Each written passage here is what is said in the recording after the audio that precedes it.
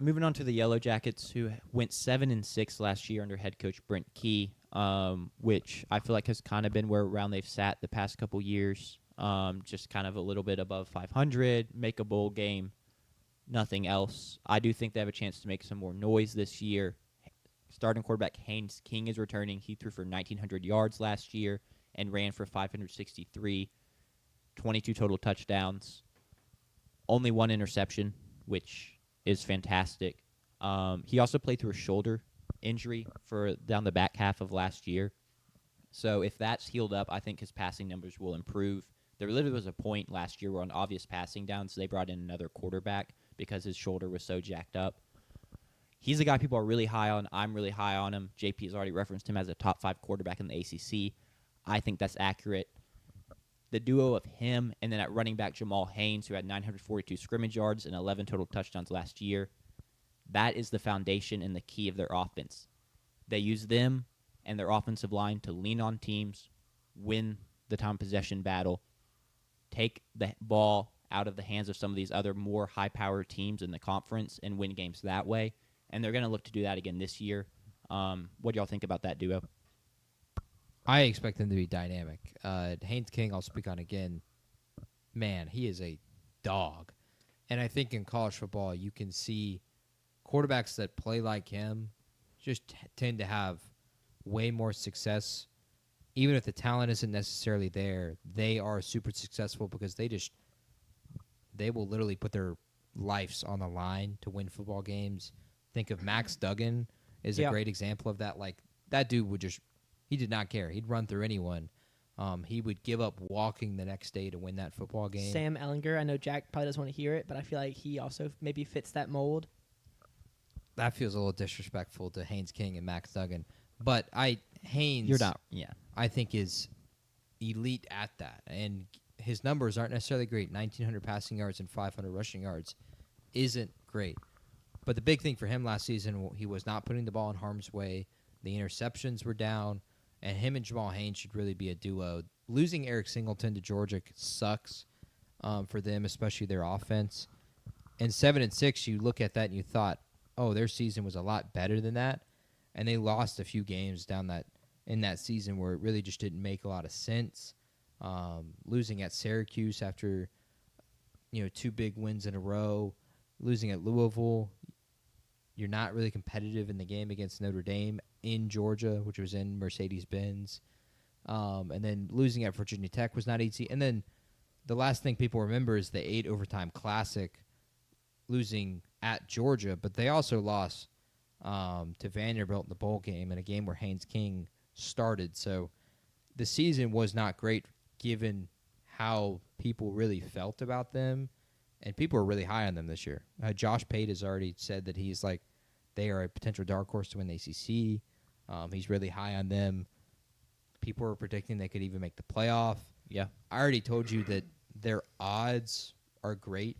But I think a large part of that is that there is a lot of variability of how this season can go for them. And I see a future a la Doctor Strange where they come out on top in the ACC somehow. Which is why I think the odds are there, and I think the odds are good for them to win the ACC. But I don't see it personally. I look back at last season, and I think the team was kind of better. I don't think Haynes King is going to improve over this year to last. You guys might disagree. Jamal Haynes might improve a little, but you still lost. Like, Eric Singleton was terrific for them last year. One of the best receivers in the portal. And he goes off to Georgia. The recruiting class was good this year, which is huge for Georgia Tech, given the academic standard that is that university. And there's only 6 transfers starting, but they still lost games they're not necessarily supposed to last year. And I kind of see that in their future again this year.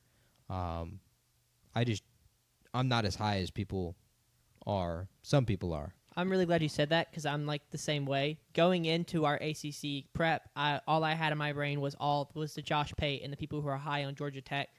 And so I came in expecting to kind of be blown away by like a really talented dark horse team. And they're good, and they can get to 7-8 wins again, but it did not strike me as what everyone was trying to hype up. So I do agree with you 100%. I'm glad to hear you say that. Jack, can you disagree so me and JP can be against you? Or are you gonna? No, I kind of agree. Looking at their come schedule on. last I can year, disagree. I can change my take. they didn't really. They lost a couple games they shouldn't have, and they didn't really win any of the bigger games against the. I mean, okay, they beat Miami, but like, I don't know. They just looking at their schedule last year. They lost some games they shouldn't have lost. They kept some games close, but they didn't end up winning them. And the Eric Singleton loss is huge. So I want to point out two players, if you'll scroll back that way, that will have to produce and have to be good to replace that. Eric Rivers is a wide receiver transferring from Florida International. He had 1,100 yards and 12 TDs there last year. So he's going to need to make the jump to a higher level of competition and keep producing. And then Brett Scyther is a tight end who was hurt last year, but they have a lot of hype is building around him there, and they hope he's someone that can kind of be a security blanket for Haynes King. They're both going to have to play well to replace the production from Eric Singleton, because I know I've already said it's more of a ground and pound type offense, but when you get behind in games or when you still have to be able to throw the ball in key moments and people have to get open, so you have to look for them to fill that void. Win total, a 7.5. What are y'all thinking? I'm gonna go under. I'm taking the over, and I think over is one of my favorite bets. Yeah, it kind of disregards what I say or what I said, but I think it's the schedule. Only having to play Clemson, and that's really the only true competition from your own conference, helps them a ton. I fully expect them to win the game at Colorado. Agreed. And then outside of that, they play, really one other tough team the rest of the year? Clemson, until they play the Georgia game. I mean, it depends on how you And feel about so- Duke and Syracuse because they both had 9 wins last year. Sure. I think even still, you have to get to 6, or you have to get to 5 losses to go under that. I think 8 wins is completely in their future. I think they'll clean up a few things here. Haynes King health holds a lot in that, and probably that's why that line is where it's at. But I expect them to get to 8 to 9 wins. I just don't think they're the cream of the crop that people are saying they are right now. But 8 wins, I think, is the floor for them, honestly. Yeah, I'm also going to take the over. I completely agree with everything you said, JP. It's a great way to put it. I think they can clean up kind of the teams they shouldn't have lost to last year, like a loss to Virginia Tech. I think they can kind of clean that up and take those losses off their resume and find a way to get to 8-9 wins. But I don't really see. Yeah, I don't want to dog on Georgia. Like, I've got them going under, but I will say this: with the recruiting class they just had, they could, in a world, they could go 7-5, win a bowl game, have another really good recruiting class in the ACC, and then next year field even like.